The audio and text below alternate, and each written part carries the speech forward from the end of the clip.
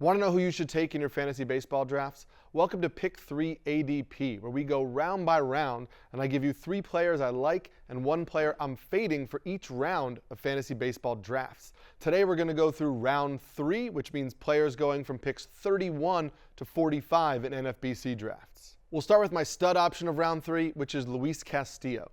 The Mariners starting pitcher is going 32nd overall right now.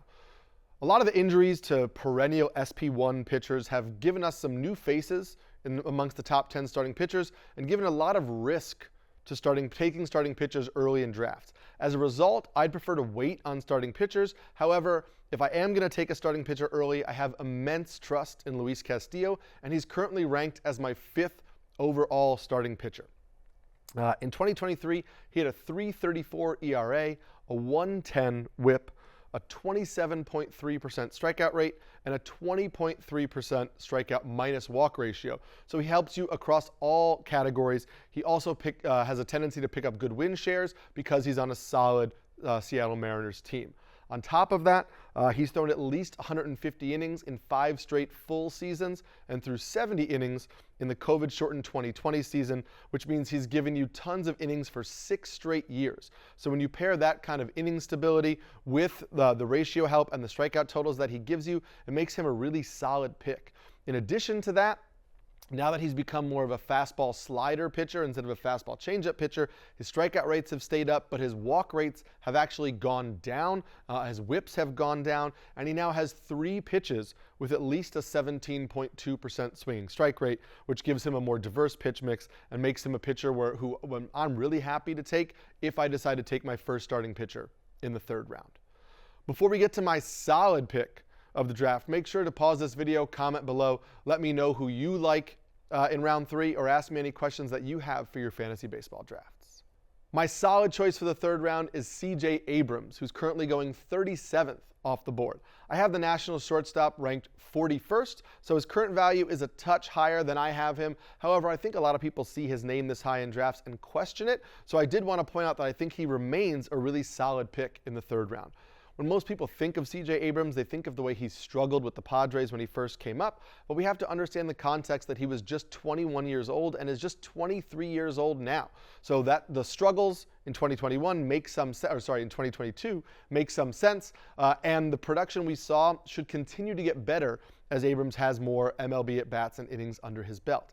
His main tool is speed. He stole 47 bases for the Nationals last year, so he's going to give you elite production in that category.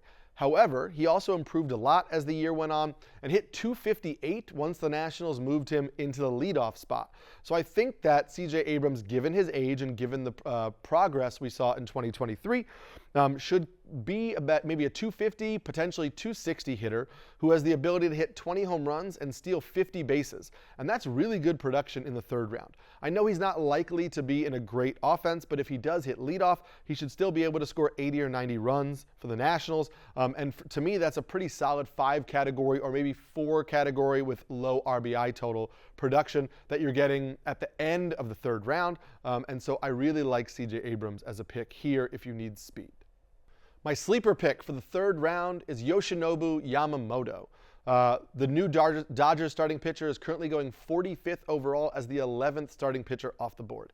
Now, Yamamoto is a perfect sleeper candidate because we've actually never seen him pitch against MLB hitters aside for a couple of innings at the World Baseball Classic. So everything we're going off of is based on what we've seen from him in Japan, and also scouting reports of people who try to compare him to current MLB pitchers. However, based on what we have seen in Japan and based on what we know about the scouting report and the arsenal, Yamamoto is probably the best starting pitcher to ever come over from Japan, if not just one of the best. What we have for comparison, he has a high 90s fastball. He has a splitter that, based on Stuff Plus metrics, grades out as potentially the best splitter in baseball already. He has a curveball that StatCast says has more drop than any curveball in baseball that's thrown at his velocity. And then he also has a cutter that he uses to jam inside to lefties. On top of all that, he has elite command. So yes, the Dodgers may limit his innings. Yes, he may struggle in his first season in his new country and his new league. But if he comes over and hits the ground running, he has the raw stuff to easily be a top 10 pitcher in baseball. You're getting him outside of the top 10. So if you're willing to take that risk without having seen him play MLB games, it could pay off in a huge way for you. Before we get to the player I'm fading for round 3, just as a reminder that we have just launched our Rotoworld Fantasy Baseball Draft Guide of the Year. It's complete with projections and player write-ups and articles. So make sure you go to check that out, and you can click the link below, which will take you to the page to show you how you can purchase that Fantasy Baseball Draft Guide. Lastly, the player I'm fading for the 3rd round is Vladimir Guerrero Jr. The Blue Jays first baseman is currently going 33rd off the board, and while I do like him as a player and think he is a really solid fantasy asset, right now that is just too rich for my blood. The big thing for me is I have concerns about the power. Yes, I know he hit 48 home runs in 2021. However, due to COVID regulations in Canada that year, he also played that season in 2 hitter-friendly minor league ballparks. If you look at the metrics underneath that, in 2021, he had essentially the same ground ball rate as he did last year.